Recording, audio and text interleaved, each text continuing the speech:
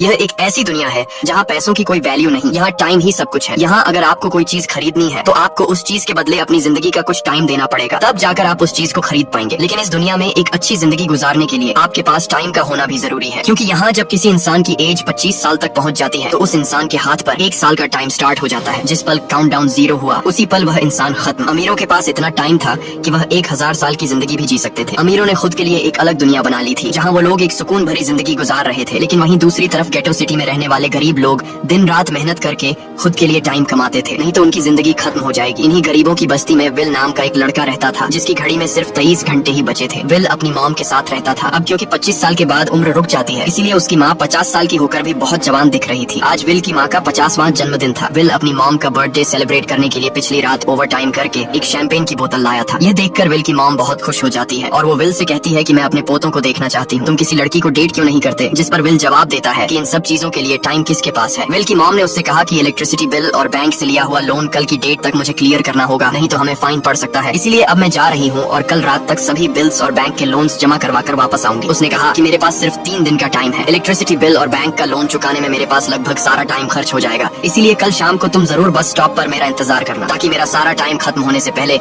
मैं तुमसे कुछ टाइम ले सकूं। इस पर विल ने कहा ठीक है, मैं टाइम पर पहुंच जाऊंगा। जाने से पहले विल की माँ विल के हाथ को छूकर उसकी बॉडी में 30 मिनट ट्रांसफर करती है ताकि विल अच्छा नाश्ता खरीद कर खा सके। इसके बाद दोनों अपने अपने काम पर निकल गए। रास्ते में विल के पास एक छोटी बच्ची आती है। वो विल को एक कैप्सूल देकर विल से उसका थोड़ा सा टाइम मांगती है। विल मुस्कुराते हुए उस छोटी बच्ची को कैप्सूल में अपनी जिंदगी का 5 मिनट का टाइम दे देता है और वह चली जाती है। यहाँ हमें पता चलता है कि ये लोग अपने टाइम को एक कैप्सूल में स्टोर भी कर सकते हैं, जिससे यह लोग कभी भी यूज और ट्रांसफर कर सकते हैं। इसके बाद विल काम के लिए फैक्ट्री पहुंच जाता है। काम शुरू करने से पहले वह कॉफी लेने जाता है, लेकिन वहाँ वह देखता है कि हर एक चीज का दाम डबल हो गया है। जहाँ पहले कॉफी 2 मिनट की मिलती थी, अब उसका प्राइस डबल होकर 4 मिनट हो चुका है। यहाँ पर कभी भी किसी चीज का भी दाम बढ़ा दिया जाता है बिना किसी अनाउंसमेंट के। ये बात विल को बहुत बुरी लगती है। मजबूरी में विल ने भी कॉफी के लिए अपनी जिंदगी के 4 मिनट पे किए और काम पर लग गया। दिन भर के काम के बाद रात के वक्त विल अपने दोस्त के साथ एक बार में जाता है। विल का दोस्त एक नंबर का शराबी था। वह हर वक्त शराब के नशे में टली रहता। विल का दोस्त विल को इशारे में बताता है कि वह आदमी सबको फ्री में दारू पिला रहा है और उसके पास बहुत ज्यादा टाइम है। ये सुनकर विल ने जब उस आदमी की तरफ देखा तो उसे चारों तरफ से लड़कियों ने घेरा हुआ था। विल की जब उस आदमी की घड़ी पर नजर गई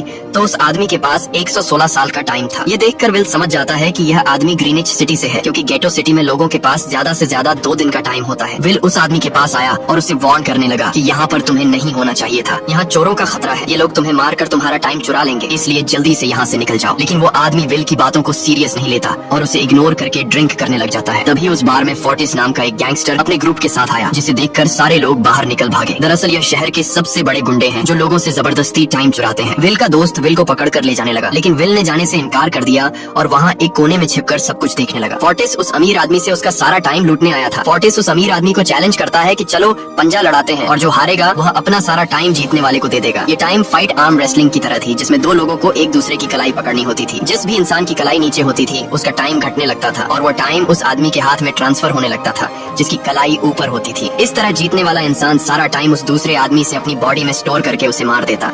फोर्टिस उस आदमी से कहता है क्या तुम इसके लिए तैयार हो? इस पर उस अमीर आदमी ने कहा कि मैंने बहुत ज्यादा ड्रिंक की हुई है, इसलिए मुझे कुछ टाइम चाहिए, उसके बाद मैं तुम्हारे चैलेंज के लिए तैयार हूँ। फोर्टिस कहता है कि ठीक है, ये तुम्हारी आखिरी ख्वाहिश है, जाओ मैं तुम्हें तैयार होने के लिए कुछ मिनट देता हूँ। फोर्टिस उसके साथ अपना एक आदमी भी भेज देता है ताकि यह भाग न सके। वो अमीर आदमी बाथरूम में आकर बहुत ज्यादा उल्टियाँ करने लग जाता है क्योंकि उसे काफी चढ़ गई थी, इसलिए अगर वो इस हालत में फोर्टिस से पंजा लड़ता तो इस अमीर आदमी का हारना कंफर्म था। तभी विल वहाँ पर आ जाता है। वो फोर्टिस के आदमी को मारकर उस अमीर आदमी को अपने साथ उस जगह से बाहर निकाल लेता है और उसे फोर्टिस से बचाकर एक सेफ जगह पे ले आया। विल ने उस अमीर आदमी से कहा कि मैंने तुमसे कहा भी कि तुम्हारी जान को खतरा है, तुम जानबूझकर अपना टाइम क्यों बर्बाद कर रहे हो? वो आदमी विल को अपना नाम हेनरी बताता है और वो विल से पूछता है कि तुम्हारी उम्र कितनी है? विल ने बताया 28 साल। हेनरी ने कहा मेरी उम्र 105 साल है और अब मैं जिंदगी से थक चुका हूँ। मैंने अपनी लाइफ में हर एक चीज का मजा लिया है और अब मुझे इस जिंदगी की जरूरत नहीं है, मैं जीना नहीं चाहता। ये सुनकर विल ने हैरानी से पूछा आखिर तुम कहना क्या चाहते हो? इस पर हेनरी ने कहा लगता है तुम अब तक हकीकत से अनजान हो। क्या तुमने कभी सोचा है कि इस दुनिया में अलग अलग टाइम जोन्स क्यों बनाए गए हैं? आखिर क्यों तुम्हारे टाइम जोन गेटो में किसी भी वक्त चीजों के दाम और टैक्स बढ़ा दिए जाते हैं? दरअसल महंगाई जानबूझकर बढ़ा दी जाती है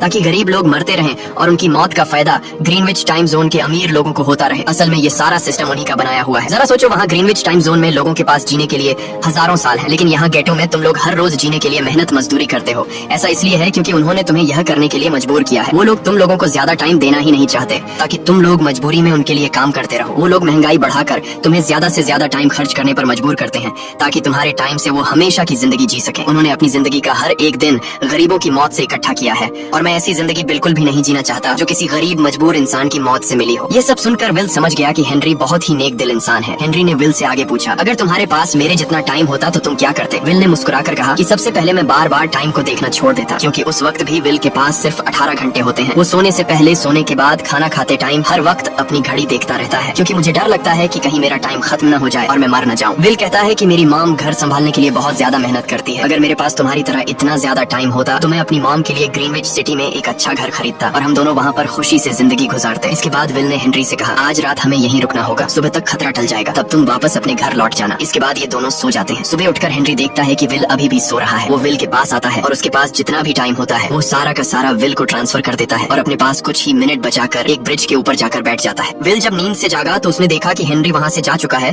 तभी हमेशा की तरह नींद से जागने के बाद विल ने अपनी घड़ी में नजर डाली। विल की घड़ी में 116 साल ऐड हो चुके थे। यह देखकर उसकी आंखें खुली की खुली रह गई। उसे लगा कि वो अभी भी नींद में है और सपना देख रहा है। इसी दौरान विल की नजर विंडो पर पड़ी जिस पर लिखा था, मेरा टाइम बर्बाद मत करना। वो समझ जाता है कि हेनरी ने मुझे अपना सारा समय दे दिया है। तभी विल ने हेनरी को दूर एक ब्रिज के किनारे पर बैठे देखा। विल जल्दी से हेनरी की तरफ भागा, लेकिन अब बहुत देर हो चुकी थी, क्योंकि हेनरी के पास अब बस कुछ ही सेकंड्स बचे थे और थोड़ी देर बाद वो एक झटके से मरकर ब्रिज से नीचे पानी में गिर गया। विल को हेनरी की मौत का बहुत ज्यादा दुख होता है। अब विल के पास 116 साल की जिंदगी थी और वो समझ जाता है कि अगर मैं यहाँ पर रहा तो लोग समझेंगे कि हेनरी को इसी ने मारा है। विल जल्दी से अपने दोस्त के पास जाता है। विल का दोस्त विल के हाथ में इतना सारा टाइम देखकर शॉक रह जाता है, जिसके बाद विल ने अपने दोस्त को दोस्ती की खातिर 10 साल का टाइम दिया। ये देखकर विल का दोस्त उसका दिल से शुक्रिया अदा करता है। विल कहता है कि यहाँ रहना मेरे लिए अब ठीक नहीं, क्योंकि इतने ज्यादा टाइम को देखते हुए मेरा टाइम छीनने के लिए कोई भी मुझे मार सकता है। अब मैं अपनी माँ के लिए ग्रीनविच सिटी में एक अच्छा सा घर खरीद सकता हूँ और वहाँ पर एक सेफ लाइफ गुजारूंगा। जिसके बाद विल अपने दोस्त को गुड बाय कहकर वहाँ से निकल जाता है और सीधा उस बस स्टॉप पर जाकर मॉम का इंतजार करने लगता है, जहाँ 2 दिन पहले उसकी मॉम ने उससे कहा था कि मैं इलेक्ट्रिसिटी का बिल